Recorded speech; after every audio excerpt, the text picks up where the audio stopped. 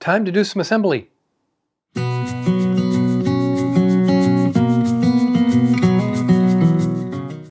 Before we get into the video, let me just preface this by saying I screwed up with the camera. It's going to be painfully obvious when you watch the video. There's a couple of segments in there that are much darker. I've tried to lighten them up. Basically, I was manhandling the camera to move it around, and I hit a dial that changed the shutter speed, the framing rate, and so it's dark. I'm trying to lighten it up, but we see what we can do. Anyway, that being said, let's get into the video. The way I'm going to do this is on the edge of the bench.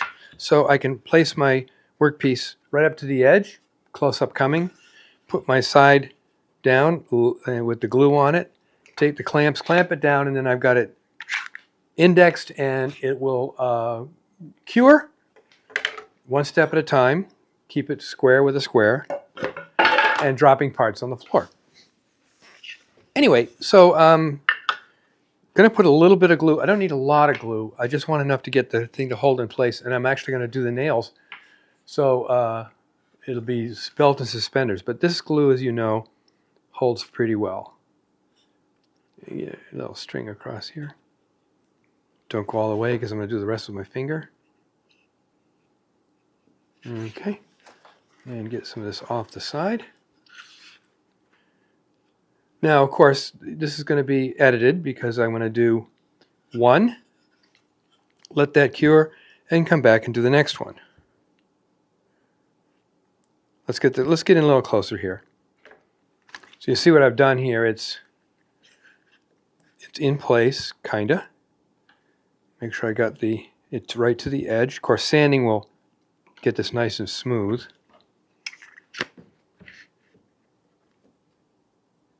And then check for square. And it is square, so we're good. So now this is going to need to sit for a bit. I want to get some of the glue off the side. Just makes it easier to clean up afterwards if I get the glue off the side. There's no squeeze out on the inside. Oh, a little bit of squeeze out. So let's do the next side. As I said in my little preface, I screwed up with the camera. I've trial fit this piece here. This is going in there. So now it's time to install this. This is going to require a little clamping at the end, but basically it's just going to slide in like this, and that's the bottom shelf. And I'm going to tack it in place with some glue, but it will be nailed as well. Not so much for strength, but for appearance. Even though it's going to be painted, I wanted people to know that this was nailed together. So it looks like an original piece that was nailed together. Originals were either nailed together or they were glued together with hide glue. So let's get this part done. This I want to put a little dab down here. There we go. Little dab down here. There we go. And squeeze some of that out. Like that. Okay. And then a little bit here on the top. I mean, this PVA glue is so robust and strong. It's not going to make a whole lot of difference in the strength. I mean, this is not a loaded part. It doesn't have any strain or load on it. So let's put this down in here, like so. Get it all lined up and square it up.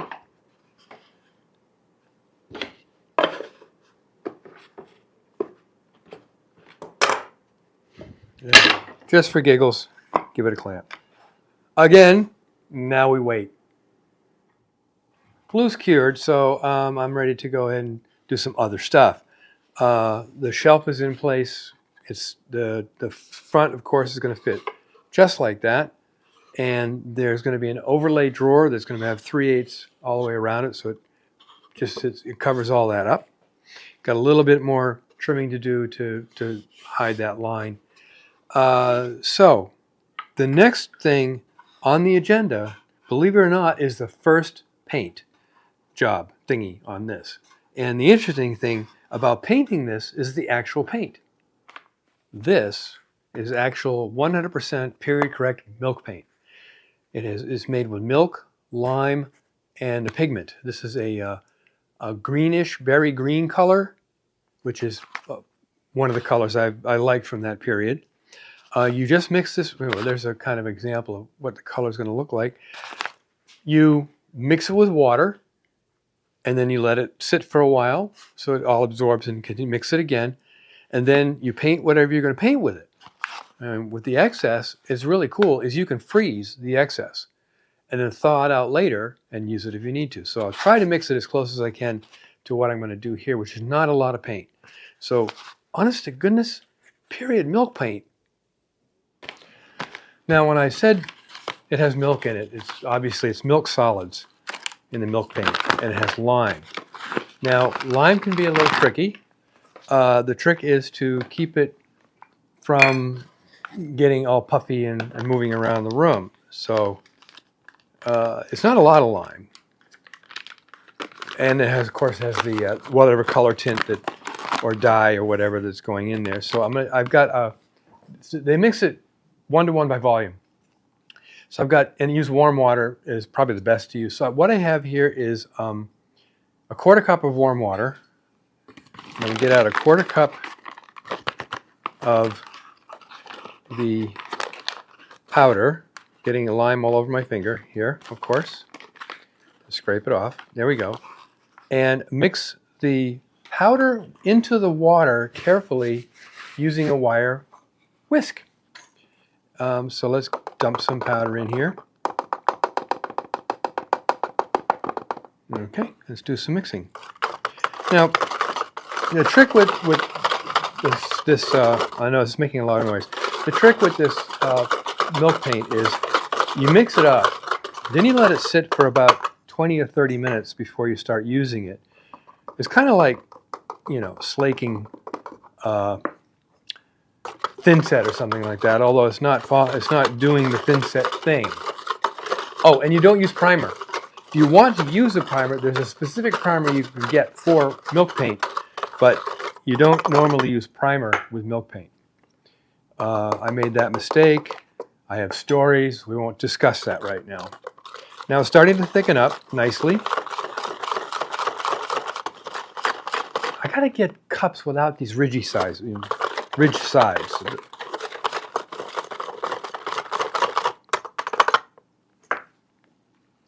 And that's the last load.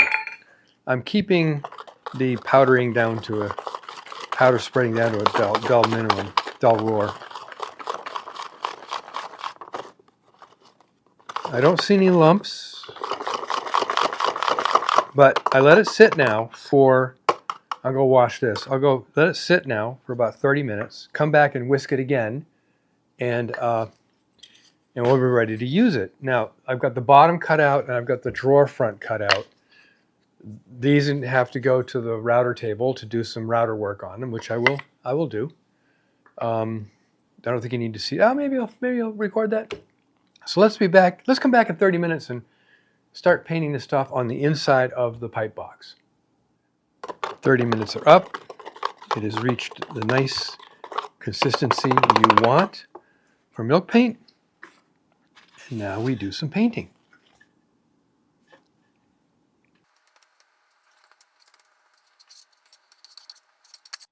One of the cool things about milk paint that we like so much is once you get it done and you brush off any fuzzies that may have shown up, because it is water-based, is you put a coat of boiled linseed oil on it. And what that does is it really makes the color pop, gives it more depth, and adds a little age to it, actually.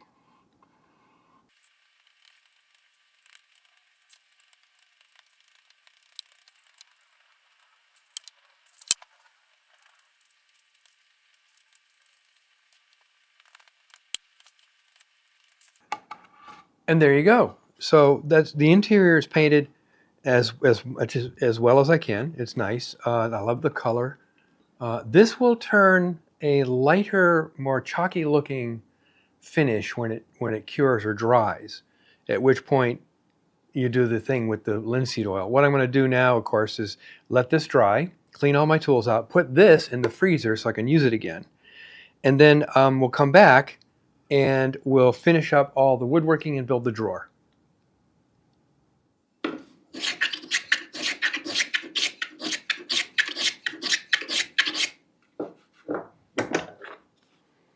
So what I'm doing now is I'm creating that little raised panel bottom that will slide in from the back of the drawer, and then it'll be fastened with a pin, small nail, whatever there.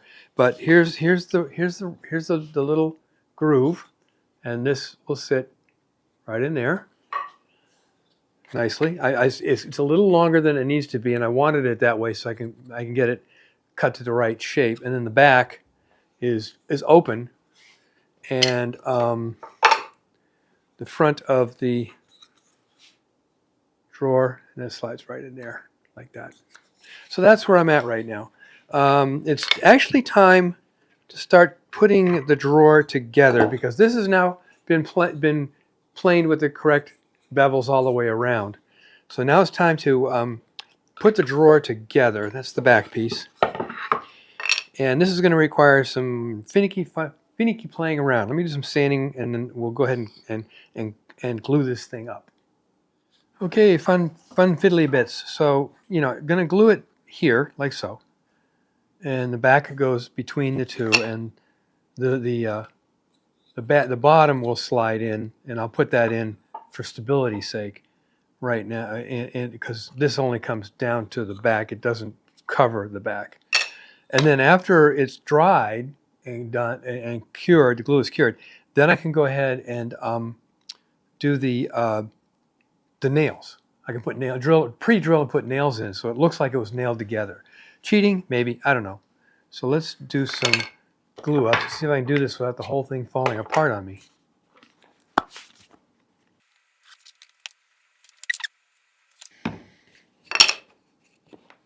I know it's end grain against side grain, but like I said, it'll have nails too. And this is a really dense piece of poplar. It's not really soft poplar, so it won't absorb too much of the moisture in the glue.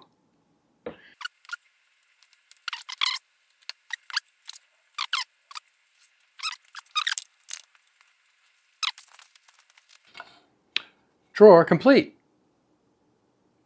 Some of the details, you can see the nice little round over I did here. That's going to do some sanding on the end grain.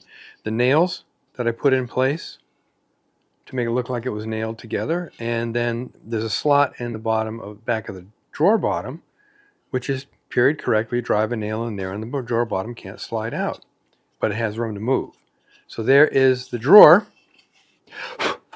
and of course it fits right in here like this, not sliding in from the bottom, but like that. And I have to glue the bottom on now, and I got a little brass kanabi to go on it. I have to antique this, put it in some vinegar or something. It's too bright and shiny for the period. I have to antique it just a wee bit. I mean, that doesn't mean that the maker wouldn't have polished the brass knob if he put it on.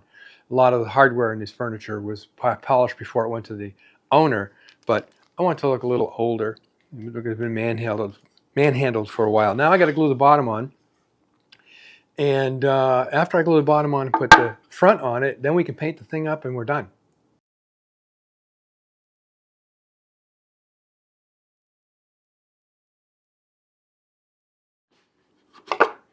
So I also glued the front piece on as well, and did a little bit of planing to make it look really good. And as you can see, the drawer fits very nicely in there. So for all intents and purposes, it's done. What I'm going to do now is I'm going to put the milk paint on, and I'm going to do the linseed oil coat, and I'll show you that when it's done. And at that point, we can end this video and move on to the next one. I kind of like that. This is before. The blotchiness you see is a characteristic of milk paint. That should blend very nicely with the linseed oil. Something I didn't show you earlier, though, is how this box works. The drawer, it's a drawer, but it's flush along the bottom here and has the shoulder all the way around, the overlay, because it rides on the bottom of the box, but looks nice and symmetric when it's in the box. So, before. And here's after. I don't know if you can see in camera the difference, but it's smoother, it has more homogeneous coating, it looks better, it's got a little antiquing going on. I put the brass knob on it, little brass knob. Did that show up in the camera? Yay, little brass knob. And I antiqued the knob a little bit because it was a new one. And I can tell you where it's going now because this will get there to where it's going before this video drops. It's going to the historic London Town and Gardens in Edgewater, Maryland. It's going to the Brown House in their tavern they're setting up in there, and I think we're going to put it on the fireplace. So if you're ever in Edgewater, historic London Town and Gardens, I'll leave a link in the description of where it is. So anyway, that is it. It's done. So until next time, as always, make great things out of wood and try doing some antique replicas.